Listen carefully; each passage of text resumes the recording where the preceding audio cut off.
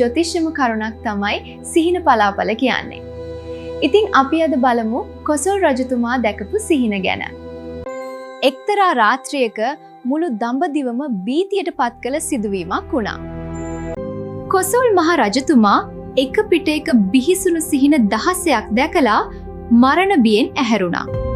මේ සිහින වලින් කියුනේ රජුගේ මරණයද නැත්නම් ලෝක විනාශයද?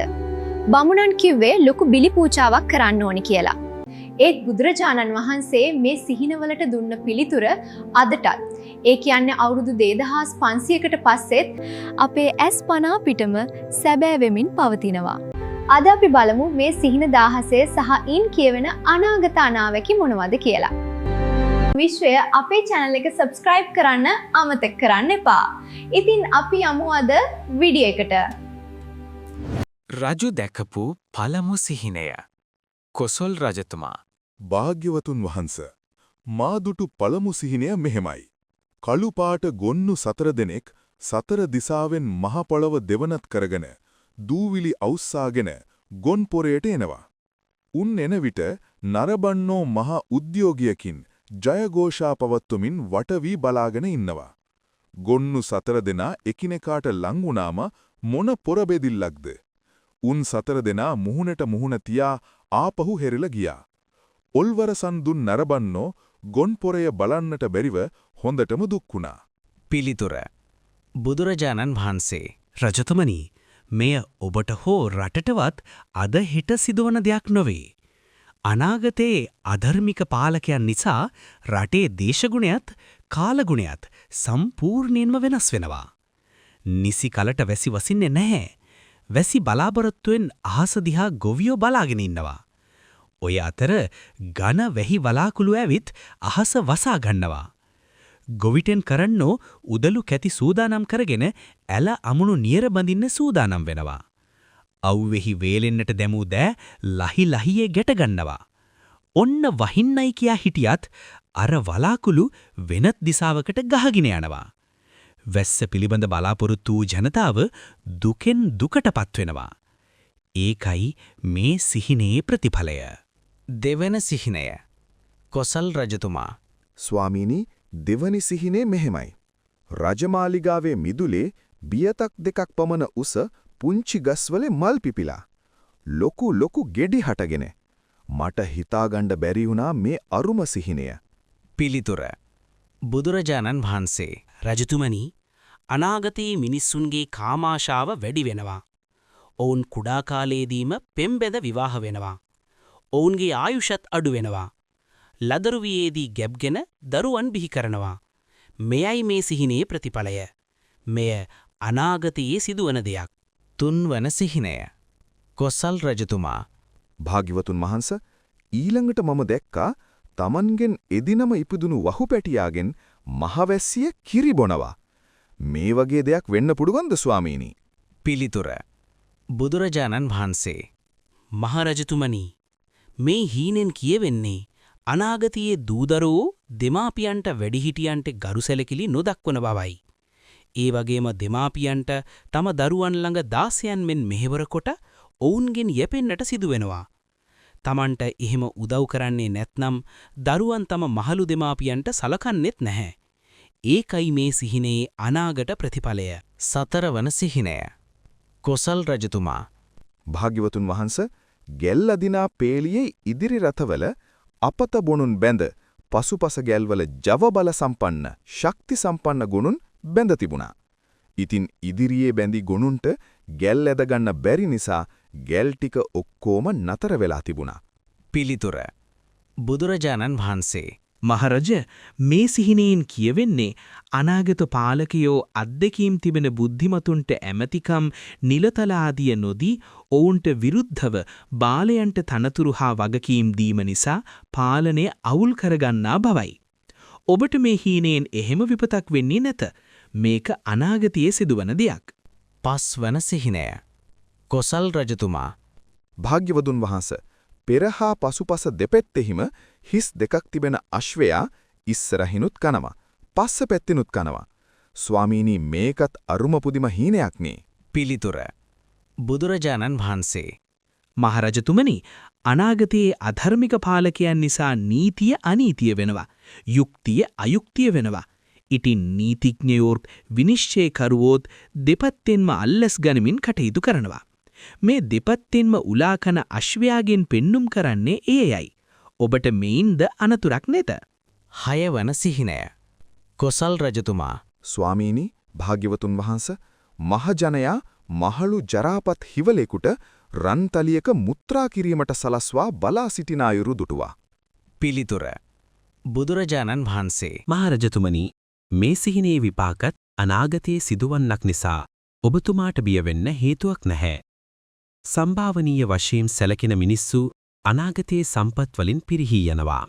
මෙසේ පරම්පරාවෙන් උරුම වූ සම්පත්ද අභාවයට ගිය නිසා ඔහු තමන්ගේ දූ දරුවන් අධාර්මික ක්‍රමවලින් ධනවත් වූවන්ට සරණ පාවා දෙනවා. ජරාපත් හිවලා සහ රන්තලියේ මුත්‍රා කිරීමේ සිහිනේ ප්‍රතිඵලයයි. උසස් කුලවත් සහ ගුණවත් අය පිරිහි මුදලට සහ බලයට යට වී පහත් ගතිගුණ ඇති අයට ධන නමන කාලයක් ඒම. 7 වන සිහිනය. කොසල් රජතුමා භාග්‍යවතුන් වහන්ස මිනිසෙක් අසුනකට වී හම්පටක වලින් ලණුවක් අඹරද්දී එම අසුන යට සිටින හිවල් දේනුවක් ඒ මිනිසා විසින් අඹරන ලද ලණුව කා දමන ආකාරය මම දුටුවා. පිළිතුර බුදුරජාණන් වහන්සේ මහරජතුමනි, මෙයටද බියවෙන්න හේතුවක් නැත. අනාගතයේ මිනිසුන් අතර කාම මිත්‍යාචාරයද බහුල වෙනවා. ස්වාමි පුත්‍රයන් උපයන දෑ විනාශ කරමින් සොරසැමියන් සමග දුරාචාරයේ යෙදෙන ස්ත්‍රී පුරුෂයන් ගැනයි මේ සිහිනයෙන් කියවෙන්නේ. 8 වන සිහිනය. කොසල් රජතුමා ස්වාමීනි භාග්‍යවතුන් වහන්ස මාලිගාවේ මිදුල පුරා කලගෙඩි අතුරා තිබුණා. සතර දිගින් එන ස්ත්‍රී පුරුෂයන් පිරීතිරි පිටාර ගලමින් තිබෙන එකම කලයකට වතුර පුරවනවා. හිස් කල එසේම තිබෙනවා. කුමක්ද මෙහි තීරුම? පිළිතුර බුදුරජාණන් වහන්සේ මහරජතුමනි, ඔබට මෙයින්ද දෝෂයක් නැත. අනාගතයේ පාලකයන් රට ආර්ථික වශයෙන් සමෘද්ධිමත් නොකිරීම නිසා රටේ ජනතාව අතිශයින් දිලිඳු බවට පත්වෙනවා. එවිට රජය ජනතාව වෙත තව තවත් බදුබර පටවනවා. ධනවතුන් තව තවත් තර කරනවා. ඇත්තෝ මේ තර වෙනවා. නිර්ධනීන් තව තවත් පීඩනයට පත් කෙරෙනවා. 9 වන සිහිනය. කොසල් රජතුමා ස්වාමීනි දියපිරුණු පොකුණක් දුටිමි. මේ පොකුණෙහි මැද බොර වී තිබුණා. පොකුණ වටේ නොයික් සිව්පාවුන් වතුර බොනවා. නමුත් මේ සතුන් වතුර බොන දඟලන තැන වතුර හොඳටම පැහැදිලි, නිල් පාටයි. වටේ බොර නොවි පොකුණ මැද බොර වෙන්න විදිහක් නැහෙනි. ඒකයි මට පුදුමය. 9 වන සිහිනයේ ප්‍රතිඵලය. බුදුරජාණන් වහන්සේ මහරජතුමනි, අනාගත පාලකයෝ ධර්මයෙන් රට පාලනය නොකරන නිසා හැම අතින්ම රට දූෂණයට පත්වෙනවා. උගත්තු බුද්ධිමත්තු රට ගැන කලකිරෙනවා. රටෙහි යහපත් ජීවිතයක් ගත කිරීමට නොහැකිවීමත්, ඔවුන්ගේ සුදුසුකම් වලට අනුව තනතුරු නොලැබීමත්, ඔවුන්ගෙන් රටට සේවයක් සැලසීමට නොහැකිවීමත් නිසා ඔවුන් රට හැර යනවා. එසේත් නැත්නම් නගරය හැරදමා පිටිසර ගම්වලට පදිංචියට යනවා. ඔබගේ සිහිනේ අනාගත විපාකය මෙවැන්නකි රජතුමනි. 10 වන සිහිනය. භාග්‍යවතුන් වහන්ස ලිපක් මට මහ බත් සැලියක් දුටුවා. ඒ සැලියේ පැත්තක නොපිසුන සහල්ද, තව තැනක බෙරියු බද්ද, බාගෙට ඉදුණු තව කොටසක්ද, තවත් කොටසක් ඇට්ටකුණා වී තිබෙන ආයුරුද මම දැක්කා. එකම සැලියේ පිසෙන බතක මෙතරම් වෙනස්කම් තිබෙන්නේ කොහොමද යන්න මට පුදුමයක්. පිළිතුර බුදුරජාණන් වහන්සේ රජතුමනි, පුදුම වෙන්න දෙයක් නැහැ. මේකත් මේ අනාගත පාලකයන්ගේ වරදින් රටේ ඇතිවන විපර්යාසයක්. පාලකයෝ අධාර්මික වන විට නිසි කලට වැසි ලැබෙන්නේ නැහැ කියා මම දේශනා කර තිබෙනවානේ. ඒ වැස්සත් වහින්නේ ඍතුවලට අනුව නොවේයි. කඩින් කඩ තනින් තන වහිනවා. තව තැනක හොඳටම පායනවා. එහෙම වුණාම ඔවුන්ගේ අස්වැන්න සමහර තැනක බොල් වෙනවා. සමහර තැනක නියඟයට හසු වෙනවා. සමහර පෙදෙසක හොඳ අස්වැන්නක් ලැබෙනවා. මෙන්න මේ අනාගත ප්‍රතිඵලයයි ඔබ දුටුවේ සිහිනයෙන් පෙන්වා දෙන්නේ. 11 වන සිහිනය. කොසල් රජතුමා භාග්‍යවතුන් වහන්ස මේකත් අමුතුම හීනයක්. ඊටමත් වටිනා සඳුන් කොටයක් පිලුණු වූ දුගඳ හමන කුණු මෝරු කලයකට හුවමාරු කරනවා මම දුටුවා. ඇයි මේ වගේ හීනයක් පෙනුනේ? පිළිතුර බුදුරජාණන් වහන්සේ මහරජතුමනි අනාගතයේ මගේ ශාසනයේ බොහෝ භික්ෂූන් ලාභ සත්කාර අපේක්ෂාවෙන් ධර්මීය දේශනා කරනවා. පස්කම් ලබා ගැනීම සඳහා සිවුරු දරනවා. මෙසේ ශාස්ත්‍රූවරයන්ගේ ධර්මය ලාභයට මුදලට යටත් කිරීම මේ සිහිනයේ අනාගත ප්‍රතිඵලයයි. 12 වන සිහිනය කොසල් රජතුමා භාග්‍යවතුන් වහන්ස සැහැල්ලු වූ ලබුකබල් දියෙහි පාවෙන්නේ නැතිව බර වස්තුවක් මෙන් දියෙහි ගිලුනා මාදුටුවා. පිළිතුර බුදුරජාණන් වහන්සේ රජතුමනි අනාගතයේ සුදුස්සන්ට මෙති ඇමතිකම් නොදී පහත් ගති ඇත්තන්ට ඇමතිකම් හා නිලතල ලබා දෙන නිසා රාජ සභාව හිස් කතාවලින් පිරියනවා. විහාර ආරාම පූජනීය ස්ථාන ආදියෙහිත් හිස් දේවල් රජ වෙනවා. රටේ හිස් දේවල් තමයි මිනිස් සිත්වල කාවදින්නේ. ඒකයි රජතුමනි මේ හිස් ලබුකබල් දියෙහි කිඳා බැසීමෙන් පෙන්눔 කරන්නේ. 13 වන සිහිනය කොසල් රජතුමා ස්වාමීනි භාග්‍යවතුන් වහන්ස මහා විශාල ගල් ජලයෙහි පාවෙනවා දුටුවා. පිළිතුර බුදුරජාණන් වහන්සේ මහරජතුමනි බියක් වීමට කාරණයක් නැත. මේ සිහිනෙන් කියවෙන්නේද අනාගතයේ පාලකයෝ ප්‍රඥාවත් උගතුන්ගෙත් බුද්ධිමතුන්ගෙත් වියත් සිල්වත් හිමිවරුන්ගෙත් උසස් කතා අසන්නේ දත. උගතුන් බුද්ධිමතුන් ඔවුන් විසින් නොසලකා හරිනවා. රාජ්‍ය සභාවෙත් රටේ හැම තැනකමත් යහපත් අයගේ අදහස් මිනිසුන්ගේ සිත්වල කිදා නොබැස පාවෙලා යනවා. ඒකයි මේ සිහිනයේ තේරුම. 14 වන සිහිනය කොසල් රජතුමා භාග්‍යවතුන් වහන්ස මීපූප් වගේ පුංචි මෙඩියන් සර්පයන් පස්සේ පන්නමින් අල්ලගෙන ඇඹුල දඬු වගේ මුරුමුරු ශබ්දයෙන් කනවා දැක්කා. පිළිතුර බුදුරජාණන් වහන්සේ මේද ඔබට බියවිය යුතු කාරණයක් නොවේ. රජතුමනි අනාගතයේ මිනිස්සු අදටත් වඩා රාගාධික වෙනවා. වයසට ගිය ඔවුන් අඩු වයසේ ස්ත්‍රීන්ට හසු වෙනවා. ඒ ස්ත්‍රීනුත් දේපලවලට ධනියට ආසාවෙන් වියපත් අය සමග විවාහ වෙනවා. සියලු සම්පත් ඔවුන් විසින් පවරාගෙන වියපත් ස්වාමි පුරුෂයන්ට නිග්‍රහ කරමින් ඔවුන් තමාගේ වසඟයට ගන්නවා. ඒකයි මේ සිහිනයේ ප්‍රතිඵලය.